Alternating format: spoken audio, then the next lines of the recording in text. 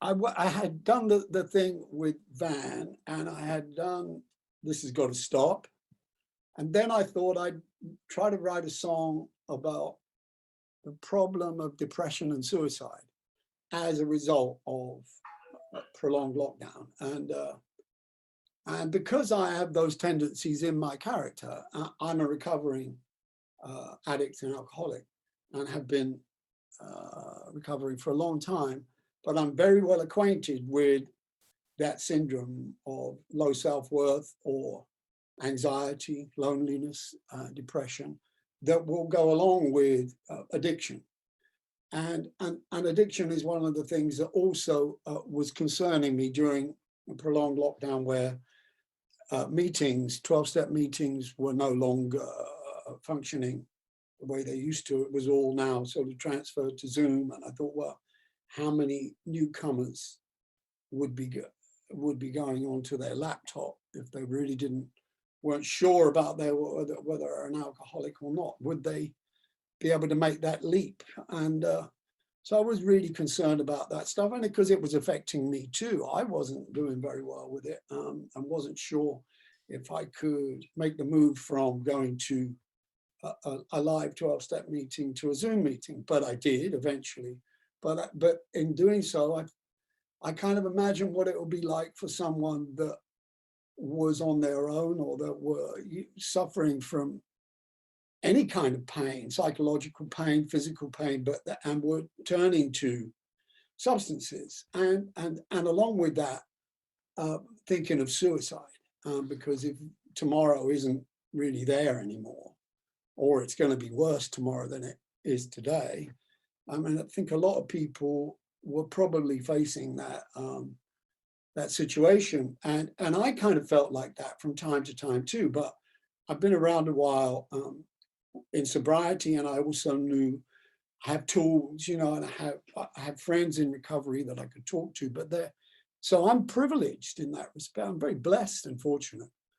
And there would be, I could just think, well, there's got to be a lot of people who aren't in that situation. So I thought, let's write a song about people that are in that boat. And I did this funny thing, whereas I told a couple of people that I wanted to write a song about suicide, potential suicide, as a result of the measures. But I didn't have a song. I had to write the song to back up the idea. It was I've never done that before. I think I'm going to do something about this and then try to fulfill it, because it was very difficult to put it into lyrical images. And so that was, I just thought, well, the first line is, put down that gun, boy.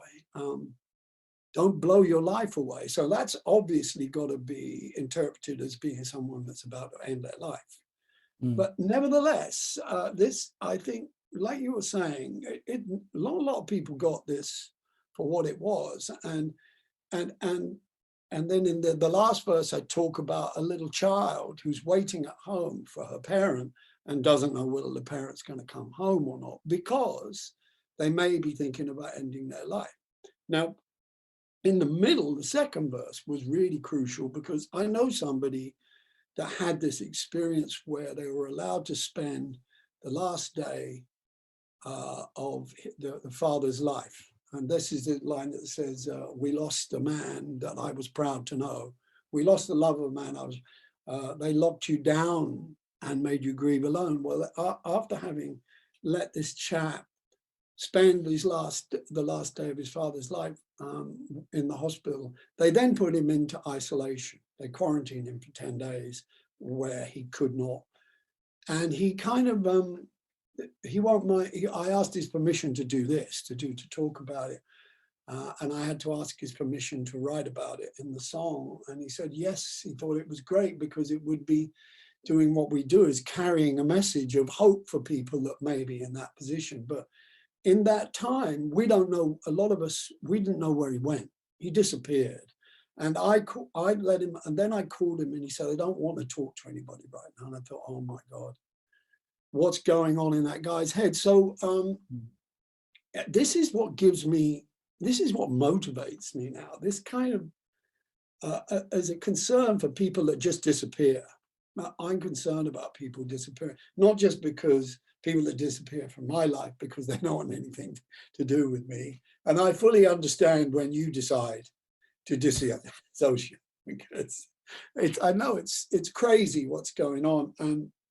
But I think this is my calling at the moment. I have what's left of a musical career still going on. And if I don't use that to try to reach people that are in trouble, then what am I doing? I can't write. Either I don't write and I just play, or I write and talk about what's moving me and what concerns me. And I'm not very clever with it. I'm not very subtle. Maybe this song was misunderstood. It doesn't. The point was I had to say it, and some people have got it, and maybe it helped some people. But while we're talking about helping, did want to say how grateful I am to you, because at the time when they were coming after me with all guns blazing, there was one guy on the internet